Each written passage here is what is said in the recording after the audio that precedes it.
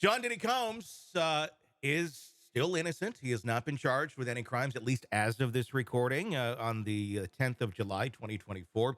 But there's a grand jury seated. It's been confirmed. They are looking into him and possible sex trafficking, other things as well. They're looking into sexual abuse and other related crimes. There's been, of course, many civil lawsuits. Another one just being filed the other day, and by the time anyone sees this, there's probably going to be more. At the end of the day, it's going to be a lot of things that come together on this. There'll be hard evidence, but there's also going to be image and portrayal of yourself to the public does make a difference. Joining me to discuss, Shavaun Scott, psychotherapist and author.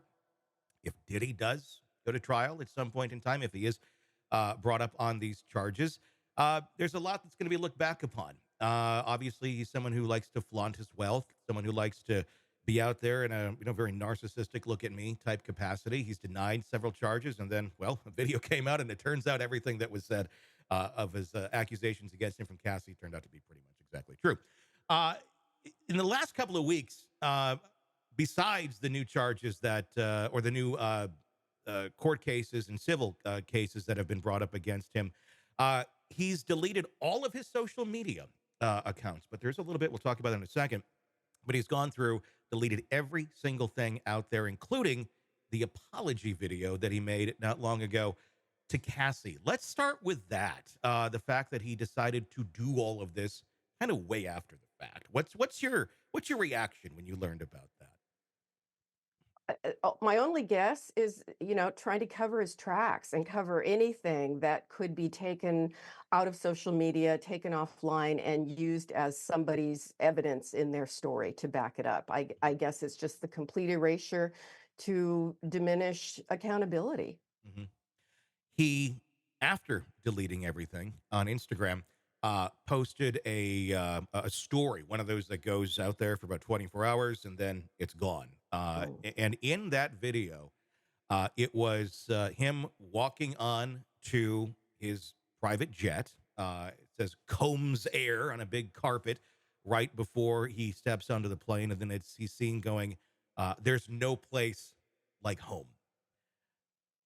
What is this all about? I mean, is this a flaunt of like, you can't get me, you can't stop me? Mhm. There's a lot that can stop you, Diddy. Mhm. Is this him Mhm. living in some sort of delusional place where he has to keep telling himself everything's going to be okay, and this is just kind of Mhm. his way of doing it? Let's talk about Mhm. that and kind of the mindset that someone like that might be in. I think I've seen so many raging narcissists. We've got them from politics. I mean, just pick an area and we could have a contest who wins.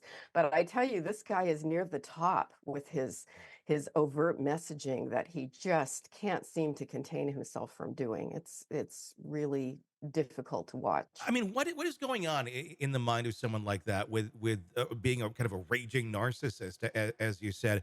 Uh, is there no understanding of how others are accurately viewing you in reality? No, no, clearly not. Clearly not. It is the strangest thing. And my personality, I'm probably the opposite of a narcissist. It's so hard for me to not feel really humble, Yeah. and I have to always fight to say, I've got something to say and it's okay to come out and say it. And so for me to wrap my head around somebody that is just constantly aggrandizing themselves and has this like addictive compulsion to be gawked at and looked at and to look like the richest guy and the most powerful guy, the sexiest guy. It's completely strange and it's a very different way of moving through the world than the way most of us do. This would just be complete speculation. Do you think Sean Combs has ever, or would he ever go to any sort of counseling or see a therapist or anything to try and reel himself in a little bit, maybe get a little bit of perspective or try to get a little bit of perspective on what is going on in his life and how others are viewing him? And would it make even a bit of difference? Just pure Yeah. speculation. Yeah, no, pure speculation. I would drop my jaw if that. I mean, I drop my jaw a lot. I'm always saying that. Yeah. Drop my jaw. But it would completely shock me. I get narcissistic guys and coming into therapy every so often, and Always. I can't even think of an exception to that because they want an audience and they want the therapist to simply sit and listen and nod her head about how wonderful they are. And whether that's reading their poetry aloud, using therapy time for that, or Have you here's done my that? latest Have you read their novel. Oh, poetry?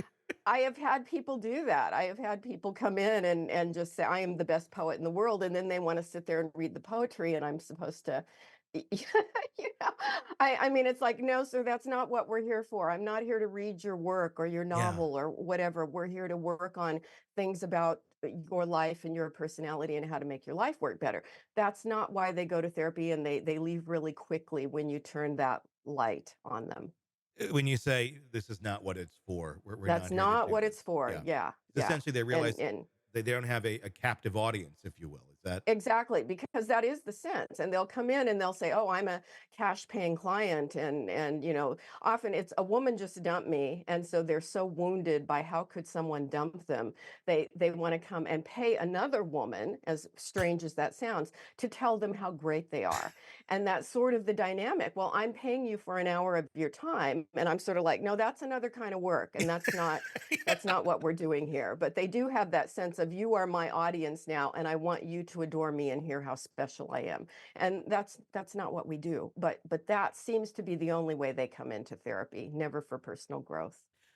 would that be a reflection of also why it seems when push comes to shove here, he doesn't seem to have any backers? I mean, obviously, he was someone who was very popular, was very, I don't want to say loved. He was, I guess, before we knew all of these things, but he was someone people wanted to be around. His white parties were something that, I mean, Entertainment Tonight would cover them. They were covered in magazines, and it was the who's who of anything in entertainment who would go to these sort of things. And now, when the chips are gone, not just down, gone. You don't hear anybody going, he's a good guy. Let's give him a Mm-mm, chance. mm-mm. Is that really a reflection of any sort of criticism that maybe he has gotten from friends or colleagues over the years?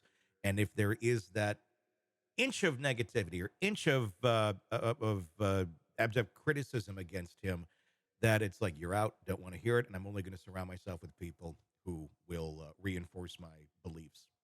Yeah, I think so. And it says so much about how in this country, our culture of celebrity, of elevating people who are really horrible people. And then the more power that they get and the more money that they get, they have all these people surrounding them that are the yes people that do everything they want because they want the glow of the wealth and the power to shine on them as well. And it's really kind of perverse. I was never a follower of his. He Mhm. wasn't really my genre of music Sure. or entertainment, so he was only somebody on the periphery that I'd heard about. But now that I'm going back and looking more closely at him, what an awful person. I Yeah. mean, really a pretty creepy guy all the way. And there was so many people. We're just talking about the white parties that that he would have. And we're hearing accusations, and these are just accusations right now in a new civil suit from an individual who claims that in order, I'm trying to just paraphrase this from memory, in order for I believe her or her boyfriend to be part of some of the Sean John modeling campaigns, uh, she would have to work for him at the white party and was required to wear a black dress at the white party. That's the accusation that's out there. Obviously, different than everyone in white at the white Hmm. party. And there was instructions allegedly that her and others who were in that capacity of working at the party, I guess being, pretty faces and bodies walking around with alcohol and all that and entertaining the guests, they were instructed, you guys can only drink from these bottles over here, and the rest of the guests can drink from these over here. The allegation is that the bottles that they could drink out of were laced with ecstasy. This is not the first time we have heard an accusation of very specific liquor bottles around Sean Combs being, these are for you, these are for us. We're starting to see a pattern here in that sort of behavior. How do we, I guess, take a look at these allegations and how do you decipher, okay, what is fact? What is someone who is trying to just throw their ring in the hat because they had some sort of connection to Yeah, him to try and profit. Because that does happen. You have people pile sure. onto things that really legitimately don't have any case. And you have some that certainly do. Yeah.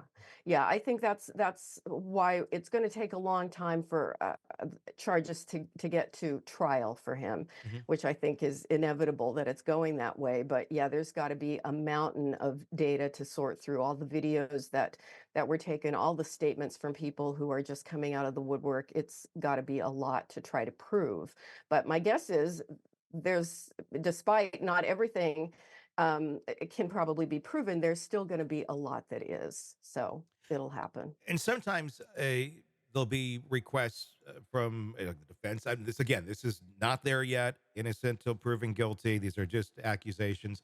Sometimes they'll bring up, okay, this person needs to have a psychological evaluation. We want to make sure that they're, in their right mind bringing the suit. How does a psychologist kind of assess the credibility and consistency of testimonies from people like that um, to to bring something back and say, yeah, this person is legit, this person is not legit. I mean, kind of walk me through that. Maybe it's not even quite that cut and dry.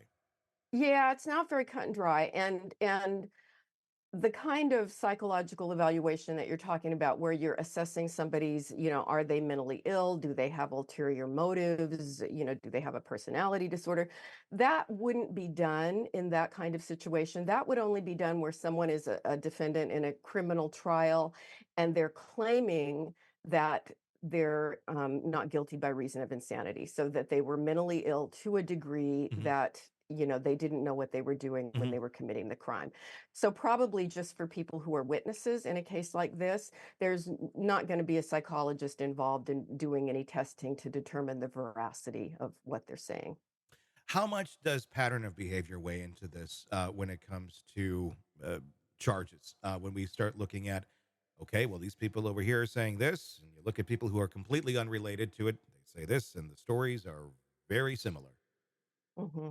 Yeah, I think that is ultimately what prosecutors look at, and certainly what juries look at. When you have so many people saying the same thing and repeating stories with the same themes, I think it does carry a lot of weight, and people are listened to when it fits a certain pattern. Hey, thanks for checking out the video. Be sure to follow us wherever you download podcasts, and especially Apple Podcasts, where you can get advanced episode and premium content on our premium channel right there. Also, be sure to follow us on social media so you don't miss any breaking updates on the stories that matter to you most. We're on TikTok, X, Instagram, Facebook. Just search Hidden Killers Podcast with Tony Brueski, and you'll find us right there. Again, thanks for watching.